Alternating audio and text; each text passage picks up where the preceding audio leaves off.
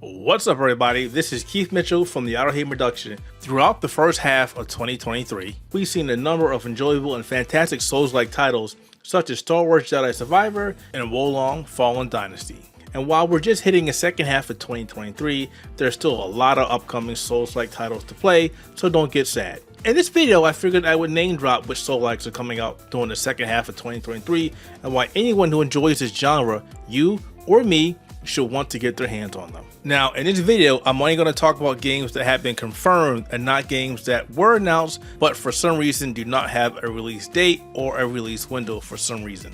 This list also does not include games that some consider to be Souls-like, but they were more action-adventure games, or any Souls-like or indie Souls-like games that may pop up after I put out this list, because you know it's going to happen. Alright, that said, let's get on to the first game.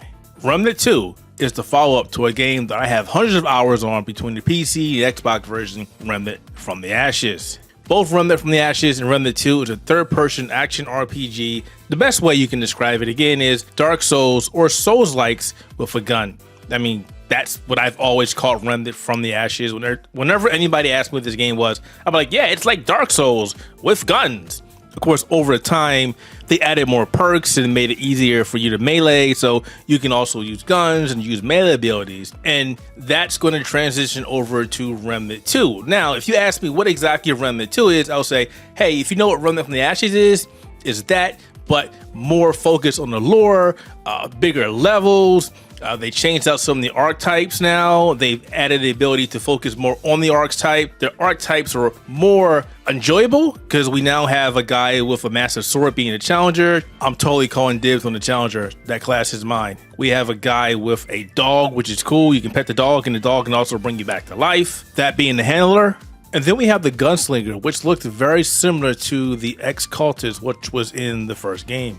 And more recently, they announced a brand new archetype called the medic. So now we can all live out our dreams screaming, I need a medic! Medic! Where's the damn medic? But no, seriously, I'm glad to see there's another archetype in the game, but it makes it even harder to decide which one I want to play with. Going down a list of things also looks like we can dual wield archetypes, and when I say that, you can have a DPS class with a healing class, or you can have a healing class with a DPS class, and depending on which one is your primary archetype, it will do the majority of things. So hey, maybe a DPS healing archetype will give you the ability to heal better, but you still do damage. That's your primary trait. That sounds really interesting, actually. Of course, the root is back. This game takes about 10 years after Remnant from the Ashes, and even though we thought we got rid of the root at the end of the final DLC, it's back. It's back on Earth causing issues. It's back on Yesha causing issues, and now it is our job to take the fight to them yet again and hopefully wipe them from existence. I love the heck out of Remnant from the Ashes. I mean, I played this game daily. I'd probably say this is my second played game next to Dark Souls 3, and that's saying a lot. I've got a lot of hours in Dark Souls 3, and I love playing Remnant from the Ashes, either solo, and I love playing it with my friends, even though they were kind of terrible at it. So I'm definitely looking forward to playing Remnant 2. I almost said Remnant from the Ashes 2, but Remnant 2, I cannot wait for this game to drop, which won't be very long because the game releases on January 25th for PlayStation 5, Xbox Series X and S, and PC. And if you want to play with me, you'll find me on the PC. Lords of the Fallen was released nearly a decade ago for the Xbox One, PlayStation 4, and PC, and to me, it was a game that really tried to emulate everything that Dark Souls did.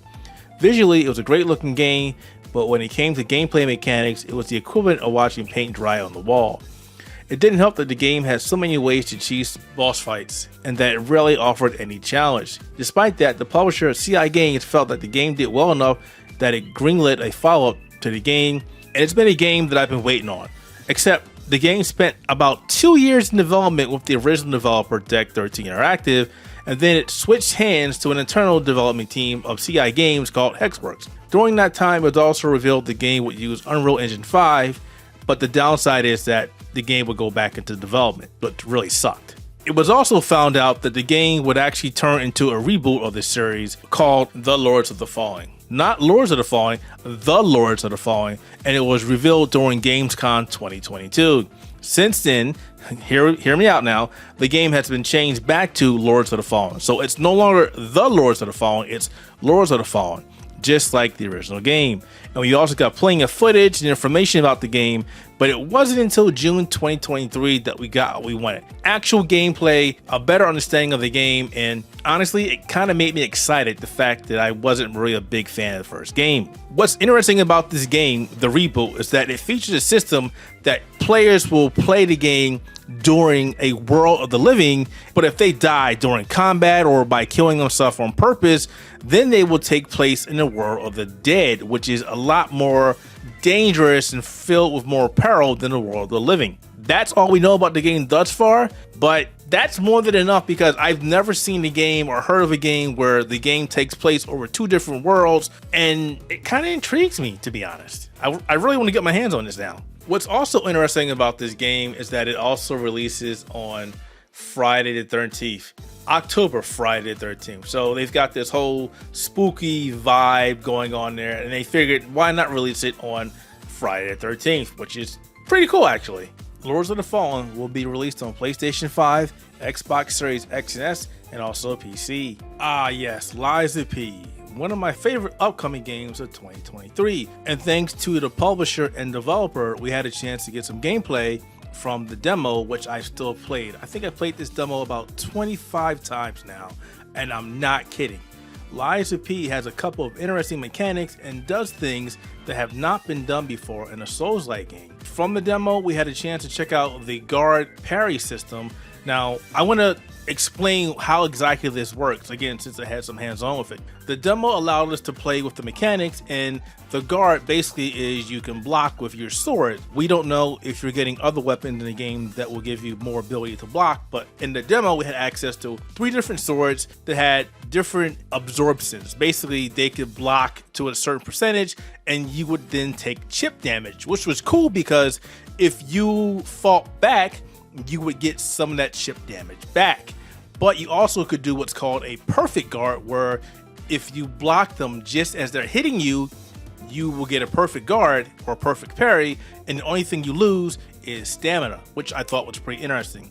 There's also the lying system, which we had a glimpse of that in the demo, where you had to lie to get inside of this hotel. If you told the truth, you basically were told, oh well, you're a puppet and you're not allowed to come inside. Please go away. We don't know how far this system will go in the game, but we do know that it will play an important part on which ending you get in Lies of P. Then there's also the combat, which I thought was pretty cool, even though it did lack a little bit of heft. It definitely played a lot like a Soulsborne. You definitely had the light and heavy attacks. You definitely had the dodging system as well, which does need some work. But the developer did say they would revisit the dodging and among other things before the full game comes out later on in September 2023. It was actually pretty cool that they gave us a demo so early on when their game is still months away. I wish more developers, more publishers would actually do that. Speaking of the demo, I played it on the PC as well as the Xbox Series X and also PlayStation 5. And the PC demo was damn near flawless. It ran great, it looked great, it played great on my Steam Deck, it played great on my Asus ROG Ally. It's just amazing how well the developers have this game down to a T. And again, we're a couple months out before Lies of P even gets released, and seeing how this game is so amazing right now in its current build, I'm looking forward to see how it plays on the PC and other consoles when it eventually gets released. Well folks, to wrap up this video with the upcoming Souls-likes for 2023, we have Remnant II, Lords of the Fallen, and Lies of P.